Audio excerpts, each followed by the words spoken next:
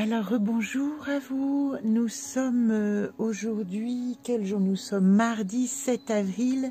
Il est bientôt 18 h, c'est-à-dire que nous sommes à 6 h de la pleine lune qui arrive ce soir dans le signe du Bélier et dans l'ère de la Balance. Alors, c'est le tirage de la pleine lune et pour ceux qui suivent aussi les gardiennes des cycles lunaires, le tirage de la pleine lune de la, pour moi en tout cas, troisième gardienne, équité et justice.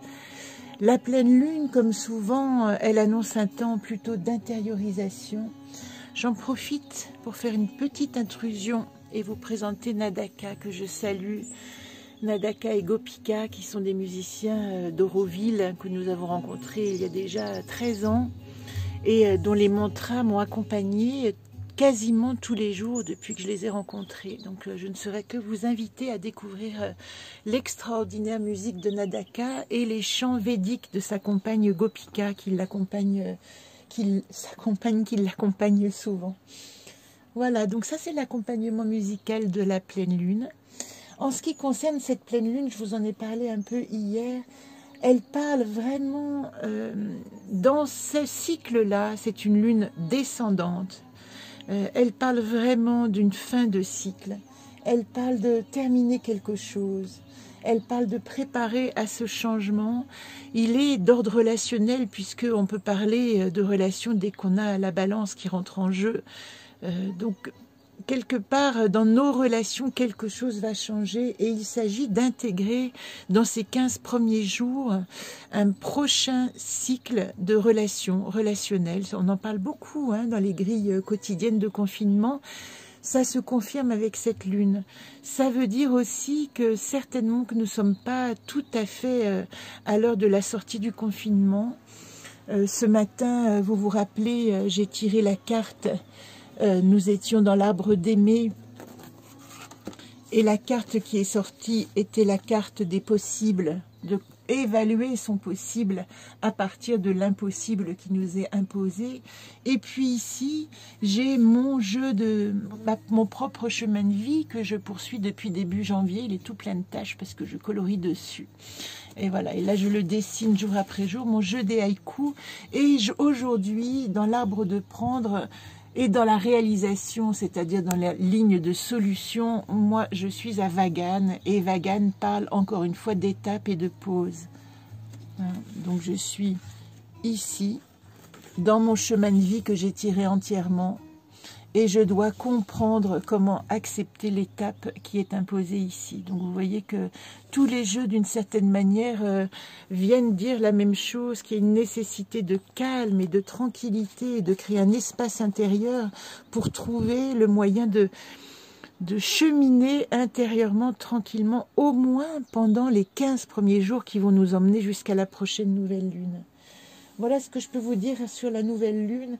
Après, il est possible, après ce que j'ai été écouté dans les mouvements des planètes, qu'on ait un réveil astrologique avec les mouvements de Saturne en Verseau, qui parle toujours d'innovation et d'invention. Mars qui va se retrouver dans une conjonction harmonieuse avec Vénus. Ça veut dire que l'action va pouvoir être entachée d'apaisement et de paix, d'espérance aussi.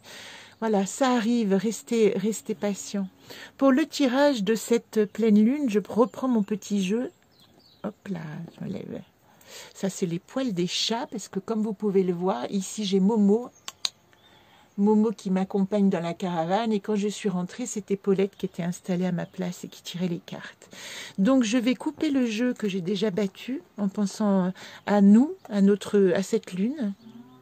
Et voilà la coupe que j'ai. Moi, dans le monde, Xerda, affirmation de soi. Et le monde me propose Astor, challenge et redémarrage. Alors, ces deux cartes-là, elles sont pour moi sœurs. C'est le frère et la sœur. Astor, c'est le challenge au monde, et Xerda, le challenge avec moi-même. Donc, elle parle dans cette intériorisation d'aller vraiment ancrer une nouvelle attitude, un nouveau comportement d'affirmation de vous à travers tout ce que vous avez traversé dans ce confinement, dans ce retrait au monde. Donc c'est plutôt positif parce que d'une certaine manière, moi je lis qu'il y a un redémarrage qui va s'annoncer. À partir du moment où je reste dans l'affirmation de moi, je peux commencer à songer à de nouveaux challenges. Astor, c'est toujours le commencement et le début de quelque chose. Voilà la première carte qui serait la carte de la situation actuelle dans cette pleine lune. Ma deuxième carte, est-ce que vous êtes d'accord, c'est-à-dire les atouts, je la prends ici. La troisième carte qui parle de la problématique, elle est celle-là qui s'est en allée toute seule dans son coin. Et la quatrième carte, c'est la solution, la résolution, l'invitation, parce que c'est aussi parfois des suggestions que le jeu nous propose en solution. Ce vers quoi je tends, j'aime bien appeler cette carte ce vers quoi je tends. La première carte, c'est le dialogue.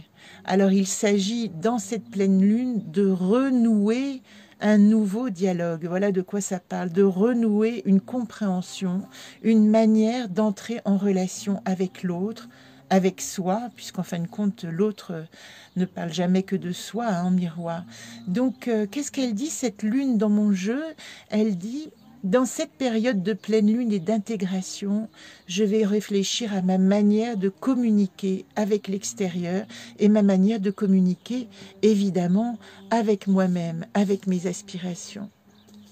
Là, l'échange, le dialogue. Deuxième carte qui est en atout, je matérialise. Alors c'est intéressant parce que, en effet, puisque cette période nous a demandé de stopper complètement nos échanges, on va dire habituels, hein, ce confinement, rester en retrait, ne plus embrasser les gens, c'est souvent pas évident quand on vit avec des proches, hein, de garder cette distance dès que les gens sont sortis, etc. Enfin bon, vous connaissez le processus actuel. Là, on va nous demander de matérialiser notre nouvelle forme de mise en relation avec les autres. Donc pendant cette pleine lune, il s'agit d'une certaine manière d'ancrer en moi ma manière de dialoguer. Ça peut être aussi, et moi j'inviterais à reprendre un nouveau dialogue, reprendre les échanges, essayer de réamorcer la communication. Imaginez comment après ce que notre ministre appelle l'après-confinement, comment nous allons sortir de cette période intérieure et comment nous allons pouvoir matérialiser notre rapport au monde, aux autres, notre rapport matériel aussi, comment nous allons pouvoir travailler aussi.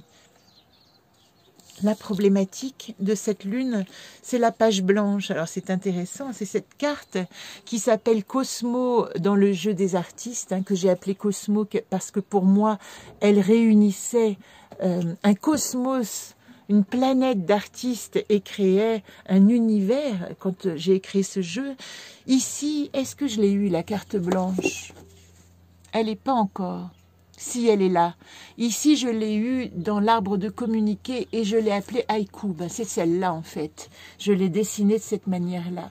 Ma carte blanche, elle était dans ma situation actuelle, dans l'arbre de communiquer, et j'ai décidé de la réaliser, cette carte blanche qui s'offrait à moi, par la communication de la poésie des haïkus, de cette espèce de rigueur de 5 syllabes qui scande un peu le monde. Voilà.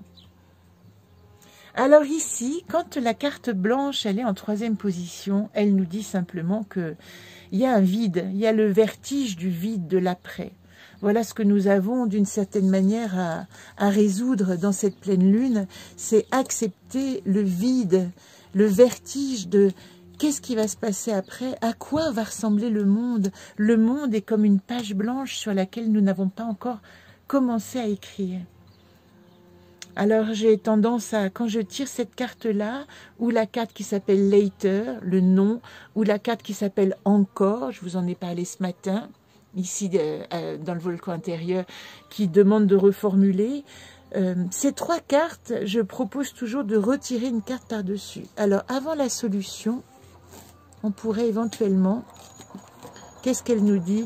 Elle nous dit que dans notre relation, il faut éviter à tout prix d'être dans la confrontation et dans l'agressivité.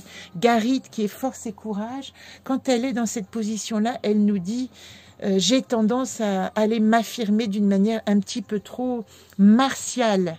Hein, un peu trop. Et comme nous rentrons dans le signe du bélier, cette carte est associée au bélier aussi, elle dit attention à ma forme de communication, qu'elle ne soit pas vindicative. Donc si vous avez dans cette page blanche quelque chose à inscrire, c'est plutôt de la bienveillance, de la douceur, de la tolérance, et certainement pas des mots blessants, des mots difficiles, ou des jugements, ou des affrontements. Enfin, je termine par la 4e carte qui nous dit, pour trouver la solution à cette page blanche, reliez-vous à votre âme. Vous avez eu une période comme nous-mêmes, hein, nous tous, de confinement assez intense, qui vous a peut-être permis de re-rentrer en relation avec votre âme, avec votre mission d'âme, pour ceux à qui résonne cette expression. Ça veut dire que Momime, qui est la mère, qui est l'archaïque, elle dit: tant que nous sommes encore dans cette pleine lune, qui nous demande encore de l'intériorisation, ce dialogue que je vais imaginer pour la suite, il reste encore à l'intérieur de moi et il va se dessiner par rapport à ce que j'ai appris de moi-même et de la mission d'âme qui s'est dessinée pendant cette période. Voilà pour moi cette pleine lune extrêmement résonante, et je vous souhaite en tout cas de la vivre avec intensité, avec bienveillance et avec douceur.